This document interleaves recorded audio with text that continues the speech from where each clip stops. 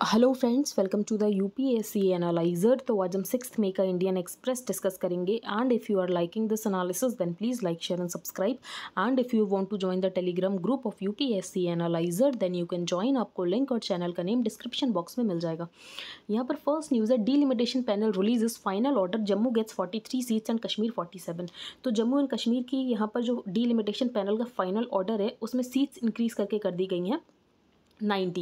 यहाँ पर 6 ऐड की गई हैं जम्मू में और 1 ऐड की गई है कश्मीर के लिए। तो पहले 83 सीट्स थी, अब हो चुकी है 90 seats for the union territory of Jammu and Kashmir. Delimitation panel को कौन हेड कर रहा था? तो डीलिमिटेशन पैनल को हेड कर रही थी रिटायर्ड सुप्रीम कोर्ट जज रंजना प्रकाश देसाई। जो डीलिमिटेशन यहाँ पर हुआ है वो 2011 के सेंसस के बेसिस पे हुआ है। अब कंट्रोवर्सी क्या है? तो कंट्रोवर्सी ये है कि जम्मू की जो पॉपुलेशन है वो है टोटल 44% ऑफ द पॉपुलेशन, लेकिन जम्मू को जो सीट शेयर मिला है वो मिला है 48%। जो कश्मीर की पॉपुलेशन है वो है 56% और यहाँ पर कश्मीर को जो सीट शेयर मिला है वो बेसिकली सिर्फ 52% मिला है। तो यही कंट्रोवर्सी है। तो बस आपको इतना पता होना चाहिए कि डीलिमिटेशन पैनल को हेड कौन कर रहा है, तो Ranjana Prakash Desai, and that's it. और यहाँ पर सीट्स को इंक्रीज़ कितना किया गया है? तो 7 सीट्स को इंक्रीज़ किया गया है, 6 for Jammu and 1 for Kashmir. Second news है, sedition, supreme court explores larger bench. Sedition IPC section 124A sedition से डील करता है। तो सेक्शन 124A सिडिशन से डील करता है। 1962 में एक जजमेंट आया था। 1962 के जजमेंट में सिडिशन को कॉन्स्टिट्यूशनली अपहेल्ड किया गया था, लेकिन उसके प्रोविजंस को थोड़ा रीड डाउन कर दिया गया था। तो Kedarnath Singh versus state of Bihar case था। तो contending that the ruling by a 5 जज constitution bench in Kedarnath Singh versus state of Bihar was a very balanced judgement. तो Kedarnath Singh versus state of Bihar में क्या जजमेंट दिया गया था, एक बार हम डिस्कस कर लेते हैं।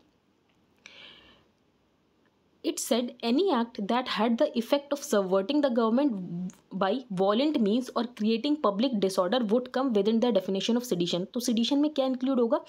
अगर violent means है यहाँ पर गवर्नमेंट को सबवर्ट करने की कोशिश की जा रही है या पब्लिक डिसऑर्डर को क्रिएट करने की कोशिश की जा रही है, तब उसको यहाँ पर सेडिशन में काउंट किया जाएगा।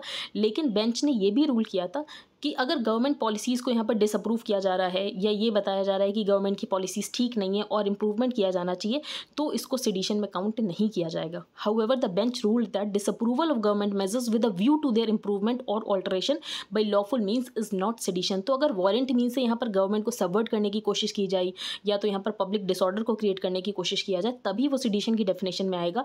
अगर यहाँ पर सिर्फ गवर्नमेंट मेजर्स की यहाँ पर निंदा की जा रही है तो उसे यहाँ पर सेडिशन कंसिडर नहीं किया जाएगा। तो बेसिकली एक तरीके का यहाँ पर बैलेंस बनाने की कोशिश की गई थी, फ्रीडम ऑफ स्पीच और यहाँ पर सिक्योरिटी में कैसे बैलेंस को क्रिएट किया जाए। तो उसके लिए यहाँ पर सेडिशन के प्रोविजंस को रीड डाउन किया गया था और क्या प्रोविजंस थे वो हमने यहाँ पर डिस्कस कर दिया। तो Kedarnath judgment is a very balanced judgment between keeping the security of the state and the freedom of speech. Next हम डिस्कस करते हैं। तो WHO के डेटा के अकॉर्डिंग कोविड से इंडिया में टोटल डेथ्स हुई थी 47.4 लाख, लेकिन गवर्नमेंट का जो यहाँ पर टोल है उसके अकॉर्डिंग यहाँ पर डेथ्स हुई थी 4.81 लाख। तो यहाँ पर WHO ने बेसिकली 10 टाइम्स बताया है कि ज़्यादा डेथ हुई थी।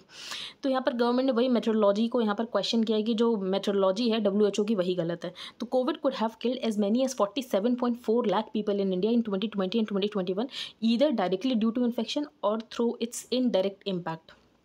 यहाँ पर एक्सेस मोर्टेलिटी बताया गया है कि एक्सेस मोर्टेलिटी क्या है। तो excess mortality is difference between total deaths and deaths expected in absence of covid. तो बेसिकली यहाँ पर 2020 में अगर टोटल डेथ्स 4 लाख हुई हैं और कोविड की वजह से यहाँ पर 2 लाख डेथ हुई हैं, तो अगर हम माइनस कर दें 4 में से 2 तो 2 लाख, तो 2 लाख यहाँ पर एक्सेस मोर्टेलिटी है। तो excess mortality is difference between total deaths and deaths expected in absence of covid. तो वो यहाँ पर होता है एक्सेस मोर्टेलिटी। अब यहाँ पर गवर्नमेंट ने ये बताया कि बेसिकली यहाँ पर क्या किया गया है, यहाँ पर डेटा को एक्स्ट्रापोलेट किया गया है। फॉर एग्जांपल केरला और महाराष्ट्र में मोर्टेलिटी रेट ज़्यादा था कोविड की वजह से। तो अगर केरला और महाराष्ट्र का जो डेटा है उसको अगर एक्स्ट्रापोलेट किया जाएगा नेशन के लेवल पे, तो ऑफकोर्स यहाँ पर डेथ ज़्यादा दिखेंगी। तो for example if mortality from Kerala और Maharashtra is extrapolated for the whole country, it would be wrong because these 2 states of high mortality throughout the year. या अगर हम सेकेंड वेव से डेटा को एक्स्ट्रापोलेट करें और सेकेंड वेव के according यहाँ पर ये भी डिसाइड कर लें कि फर्स्ट वेव में कितनी डेथ्स हुई होंगी, थर्ड वेव में कितनी डेथ्स हुई होंगी, तो बेसिकली हमें डेटा ज़्यादा दिखेगा। तो ये गवर्नमेंट का यहाँ पर पॉइंट ऑफ व्यू है जो कि हमने डिस्कस कर लिया।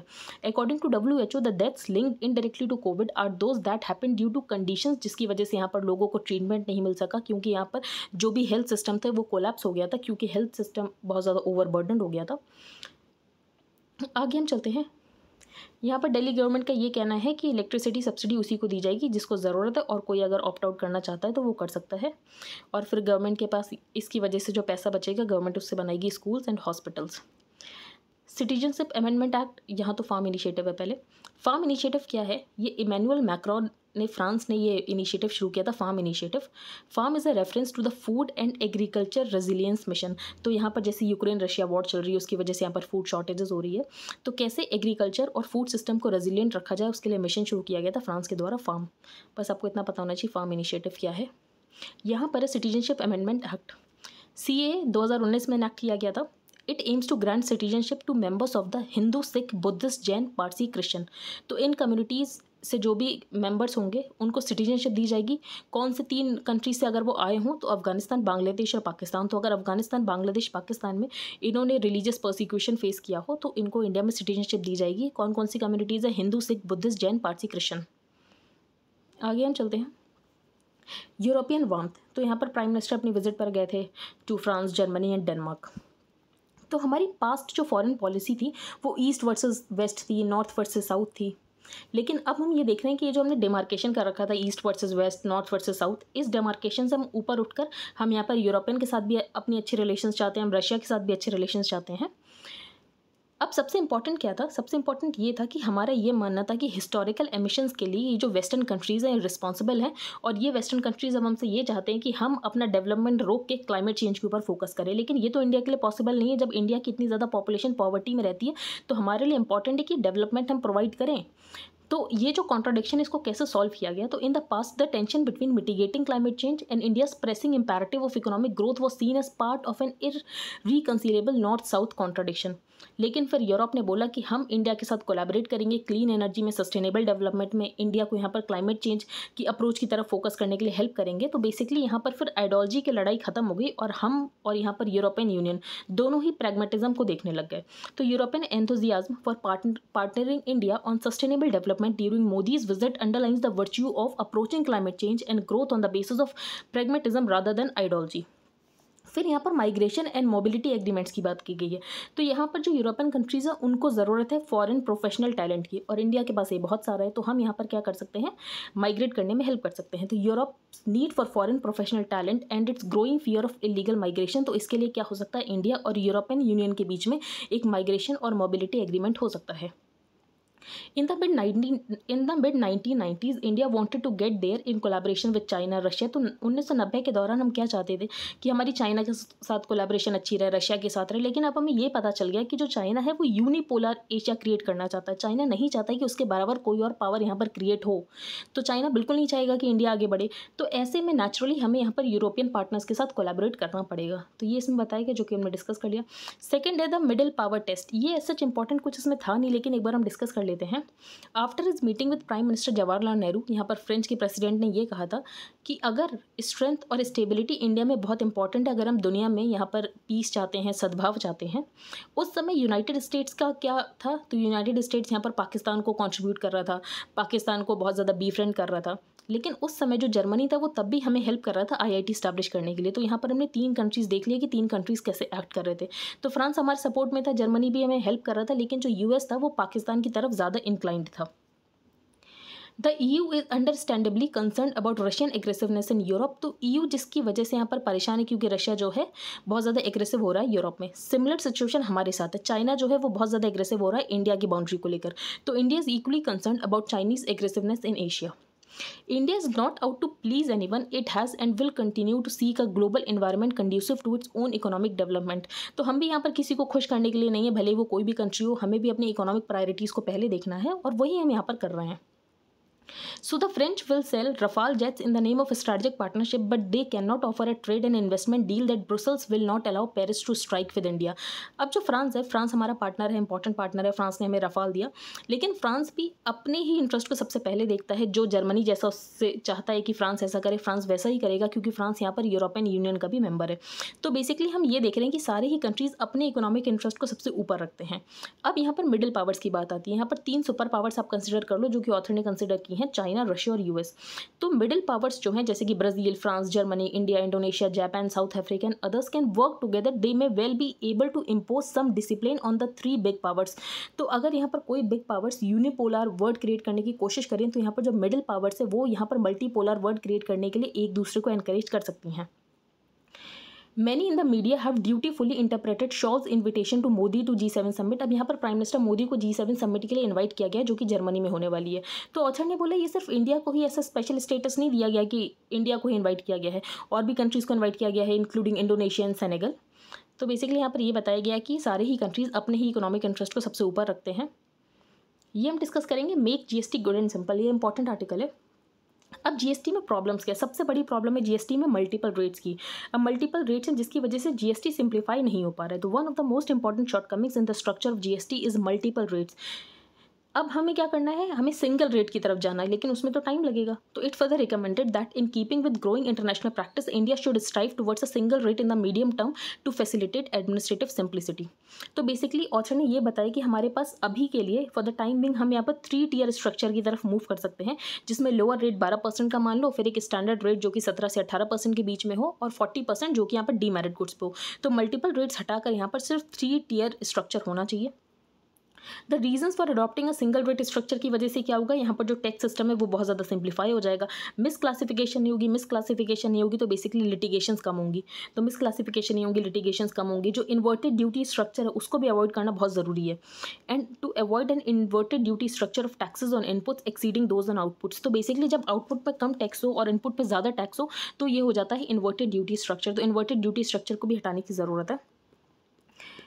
फिर यहाँ पर ऑथर ने ये बताया कि टेक्नोलॉजी का अच्छा यूज़ किया गया है GST नेटवर्क में, जैसे कि GSTN जो है उसमें ये बताया गया है कि मैंडेट की ई-इन्वॉइसिंग मैंडेट है अगर 100 करोड़ से ऊपर का यहाँ पर बिजनेस है। तो mandating the issue of e-invoicing for all businesses above ₹100 crore. तो ऑथर का ये कहना है कि जो 100 करोड़ है उसको 10 करोड़ कर दो, कि 10 करोड़ से ऊपर जो है हर जगह यहाँ पर ई-इन्वॉइसिंग जो है उसको मैंडेट कर दिया जाए। अगर उसको यहाँ पर मैंडेटरी कर दिया जाएगा तो उसकी वजह से क्या होगा, लगभग 95% ऑफ द बिजनेसेस जो हैं वो इसमें आ जाएंगे। तो 95% ऑफ बिजनेसेस को अगर यहाँ पर ई-इन्वॉइस उनके लिए मैंडेटरी हो जाएगा तो यहाँ पर जो फेक इन्वॉइसेस क्रिएट किए जाते हैं जिसके बाद यहाँ पर इनपुट क्रेडिट्स को क्लेम किया जाता है, तो वो सारी चीज़ें कम हो जाएगी और गवर्नमेंट यहाँ पर ज़्यादा रेवेन्यू कलेक्ट कर पाएगी। तो mandating the issue of e-invoicing for all businesses above ₹100 crore has been enabled to better invoice, और जिसकी वजह से यहाँ पर इनपुट टैक्स क्रेडिट जो है फेक इन्वॉइसेस क्रिएट करके इनपुट टैक्स क्रेडिट क्लेम होना कम हो जाएंगे और गवर्नमेंट का यहाँ पर रेवेन्यू बढ़ जाएगा। लेकिन 100 करोड़ से इसको चेंज करके 10 करोड़ कर दो तो ज़्यादा से ज़्यादा बिजनेसेस इसमें इंक्लूड हो जाएंगे। नेक्स्ट बात, GST काउंसिल को भी ये बात पता है कि मल्टीपल टैक्स स्ट्रक्चर की वजह से प्रॉब्लम्स क्रिएट हो रही हैं। तो उसके लिए यहाँ पर GST काउंसिल ने एक पैनल बनाया है जिसको कि चेयर कर रहे हैं चीफ मिनिस्टर ऑफ कर्नाटका। अब पैनल की रिपोर्ट अवेटेड है, लेकिन ये पता चला है जो पैनल है वो क्या सोच रही है, वो ये सोच रही है कि जो 5% वाले टैक्स रेट है, thinking of increasing the lower tax rate from 5% to 8%, और यहाँ पर जो एसेंशियल आइटम्स हैं उनको यहाँ पर 5% से 3% पर ले आया जाए। तो बेसिकली हम देख रहे हैं कि एक और टैक्स स्लैब इंक्रीज़ किया जा रहा है। तो ऑथर का कहना है ये स्टेप बहुत ही ज़्यादा रेट्रोग्रेड है, एक और स्टेप ऐड करने की ज़रूरत नहीं है। Ideally it would be desirable to have a single rate of tax, लेकिन अभी टाइम लगेगा सिंगल रेट ऑफ टैक्स होने के लिए। तो ऐसे में क्या कर सकते हैं, हम 3 टियर स्ट्रक्चर तैयार कर सकते हैं कि एक लोअर टैक्स हो जाए, एक मिडिल का हो जाए और एक 40% हो जाए ऑन डीमेरिट गुड्स। तो यही सबसे ज़्यादा प्रैक्टिकल सोल्यूशन है और यही करना चाहिए। रो वर्सेस वेड का हम जजमेंट देख चुके हैं कि एक डॉक्यूमेंट लीक हुआ है from the US supreme court, जिसकी वजह से ये पता चला है जो US है, US की सुप्रीम कोर्ट ये सोच रही है कि जो रो वर्सेस वेड का जजमेंट है उसको यहाँ पर ओवरटर्न कर दिया जाए। अब रो वर्सेस वेड का जो जजमेंट था वो हमने बहुत ज़्यादा डिटेल में डिस्कस किया था।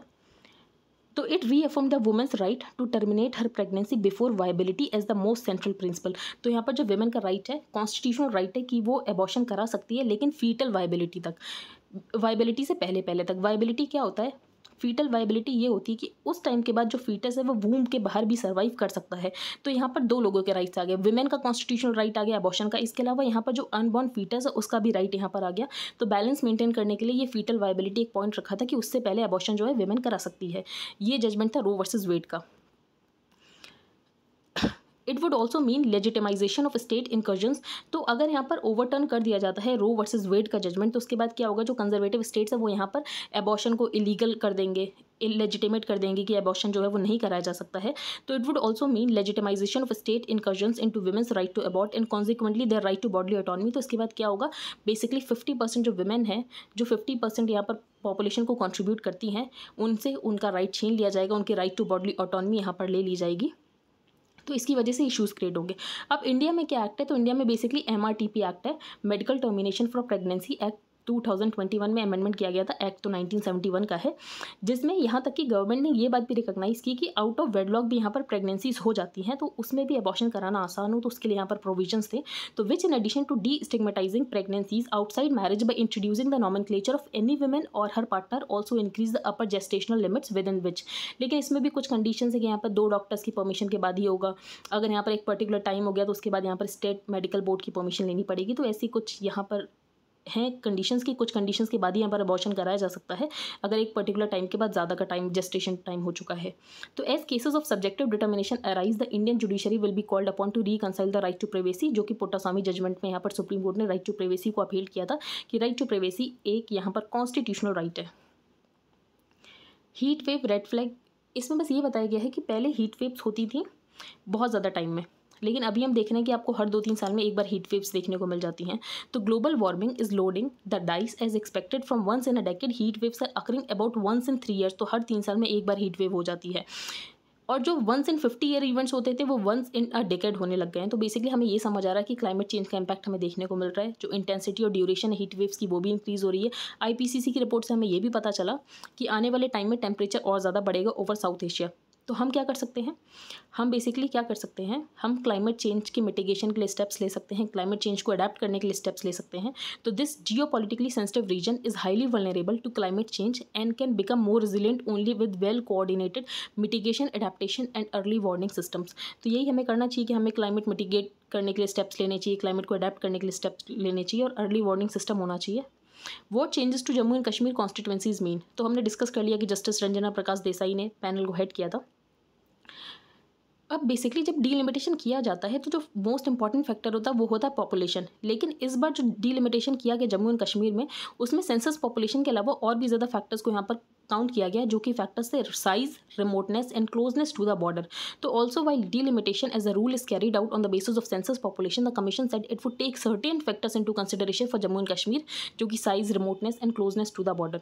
तो कमीशन ने यहाँ पर 7 असेंबली सीट्स को बढ़ा दिया है, 6 जम्मू में और 7 कश्मीर में। यहाँ पर टोटल सीट्स हो गई है 90, पहले थी 83। कश्मीरी पंडित्स के लिए यहाँ पर रिजर्वेशन को रिकमेंडेशन दी गई है। तो commission has recommended provision of at least 2 members from the community of Kashmiri migrants in the legislative assembly. इसके अलावा जो डिस्प्लेस्ड पर्सन्स हैं फ्रॉम पाकिस्तान ऑक्यूपाइड कश्मीर, जो कि माइग्रेट हो गए जम्मू आफ्टर पार्टीशन, उनके लिए भी यहाँ पर सीट्स रिजर्व किए जाएंगे। तो it is also recommended that centre should consider giving representation in the J&K legislative assembly to the displaced person from Pakistan occupied Kashmir. तो यहाँ पर रिकमेंडेशन दिए गए रिजर्वेशन के लिए, रिजर्वेशन कश्मीरी पंडित्स के लिए और उन लोगों के लिए जो कि पाकिस्तान ऑक्यूपाइड कश्मीर से डिस्प्लेज हुए हैं। तो बस आपको इतना पता होना चाहिए, सच इससे ज़्यादा कुछ इंपॉर्टेंट नहीं बताया गया है। यहाँ पर शिगेला क्या है, तो शिगेला एक बैक्टीरिया होता है जो कि बिलोंग करता है एंटेरोबैक्टर फैमिली को। तो Shigella belongs to the enterobacter family, a group of bacteria जो कि इंटेस्टाइन में रहता है। Not all of which causes disease in the humans, लेकिन इसकी वजह से मोर्टेलिटी रेट कम होता है। लेकिन उसके बाद भी यहाँ पर एक डेथ हो गई है, शायद कहाँ पर हो गई, केरला में। तो केरला में एक डेथ हो गई। तो बस आपको ये पता होना चाहिए शिगेला क्या है, बैक्टीरिया है, कौन सी फैमिली को बिलोंग करता है, कहाँ पर रहता है, तो इंटेस्टाइन में रहता है। 4 टाइप्स ऑफ शिगेला होते हैं, लेकिन ये याद करने की ज़रूरत नहीं है, इतना याद भी नहीं रह सकता है। आगे हम चलते हैं। Farm exports hit high, so do imports. तो ये डेटा बहुत इंपॉर्टेंट, हम डिस्कस कर लेते हैं। India top agree export items क्या हैं। मैराइन प्रोडक्ट सबसे ज़्यादा एक्सपोर्ट किए गए हैं 2021-22 में। सेकंड पे नॉन बासमती राइस, थर्ड पे शुगर, 4 पे स्पाइसेस, 5th पे बासमती राइस। बस टॉप 5 याद रखने हैं, marine, non basmati, sugar, spices, basmati. Import किया गया है तो 2020-21 में सबसे ज़्यादा इंपोर्ट किया वेजिटेबल ऑयल्स, सेकंड नंबर पे फ्रेश फ्रूट्स, थर्ड पे पल्सेस, 4th पे स्पाइसेस और 5th पे कैश्यू। फिर यहाँ पर बताया गया है इंडियाज़ एग्रीकल्चरल ट्रेड। तो पहले हम नीचे से चलते हैं 2021-22 में। तो 2021-22 में हमने एक्सपोर्ट 50 मिलियन डॉलर का किया, 50 बिलियन डॉलर का किया है। तो सबसे ज़्यादा एक्सपोर्ट्स आपको यहाँ पर दिख रहे होंगे 2012-13 के बाद से सबसे ज़्यादा एक्सपोर्ट है। लेकिन अगर आप इंपोर्ट्स देखो तो इंपोर्ट्स भी सबसे ही ज़्यादा हैं। तो 32 बिलियन डॉलर का हमने एक्सपोर्ट किया है। तो यहाँ पर जो ट्रेड सरप्लस है वो सिर्फ 17 बिलियन डॉलर का। तो हमारे एक्सपोर्ट्स तो बढ़े हैं, लेकिन साथ ही में इंपोर्ट्स भी बहुत ज़्यादा बढ़ गए हैं, जिसकी वजह से हमारा ट्रेड सरप्लस जो है वो यहाँ पर कम रहा है। लेकिन अगर हम यहाँ पर देखें 2013-14 में तो एक्सपोर्ट्स हमारे 43 बिलियन डॉलर के थे, जो कि 2021-22 से तो कम है, लेकिन इंपोर्ट्स भी उस समय कम ही थे, जो कि 15 बिलियन डॉलर के थे। तो जिसकी वजह से जो हमारा ट्रेड सरप्लस है वो सबसे ज़्यादा 2013-14 में था। तो एक बार आप इस डेटा को ग्लांस थ्रू कर लेना कि आपको पता हो। अब हम आगे चलते हैं। यहाँ पे इन्हें मिला है वर्ल्ड फूड प्राइज़। ये कौन है, सिंथिया रोजेनवीग, जो कि एग्रोनॉमिस्ट हैं, क्लाइमेटोलॉजिस्ट है, और इन्होंने ये बताया कि क्लाइमेट चेंज की वजह से एग्रीकल्चरल प्रोडक्टिविटी के ऊपर क्या इम्पैक्ट पड़ेगा। तो इनको मिला है वर्ल्ड फूड प्राइज़। यहाँ पर एक लोकेशन बताई गई है जो कि है हेब्रॉन। तो अगर आप इसराइल का मैप देखोगे तो आपको वेस्ट बैंक में नीचे एक लोकेशन मिलेगी जिसको कहते हैं हेब्रॉन। तो इसको यहाँ पर इसराइल कहता है साउथ हेब्रॉन हिल्स। तो ये आपको पता होना चाहिए हेब्रॉन कहाँ पर एक लोकेशन है। जो यूएस इंटेलिजेंस है वो यहाँ पर यूक्रेन को हेल्प कर रही है, जिसकी वजह से यहाँ पर रशियन जनरल्स की लोकेशन को लोकेट किया जाता है और यूक्रेन जो है उनको मार देता है। तो United States had provided intelligence about Russian units that has allowed Ukrainians to target and kill many of the Russian generals. यहाँ पर एक स्टील मिल की बात की गई है जो कि मेरियोपोल है। मेरियोपोल कहाँ पर है? यूक्रेन में। तो मेरियोपोल के अंदर ही एक स्टील प्लांट है एज़ोवस्ताल जो कि मेरियोपोल में है। डॉनबास कौन सा रीजन है? तो बेसिकली यूक्रेन का जो यहाँ पर डोनेट्स और ल्यूहांक्स वाला पार्ट है उसको यहाँ पर डॉनबास रीजन कहते हैं। तो डॉनबास आपको पता होना चाहिए, एज़ोवस्ताल पता होने चाहिए, और यहाँ पर जो हमने हेब्रॉन देखी ये तीनों लोकेशंस आपको पता होनी चाहिए। अब हम आगे चलते हैं।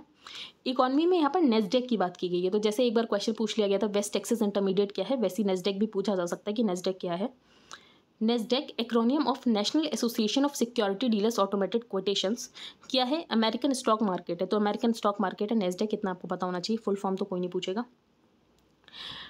EBLR जो एक्सटर्नल बेंचमार्क लैंडिंग रेट्स था वो यहाँ पर जनकराज कमेटी के रिकमेंडेशन पर आया था, एक्सटर्नल बेंचमार्क लैंडिंग रेट्स। उससे पहले MCLR था, लेकिन अभी भी हम देखें तो MCLR से ज़्यादा लोन्स लिंक्ड है एज़ कम्पेयर टू EBLR। तो एक्सटर्नल बेंचमार्क से जो लोन्स लिंक्ड है वो अभी 39% है, लेकिन यहाँ पर जो MCLR से लोन्स लिंक्ड है वो 53% है।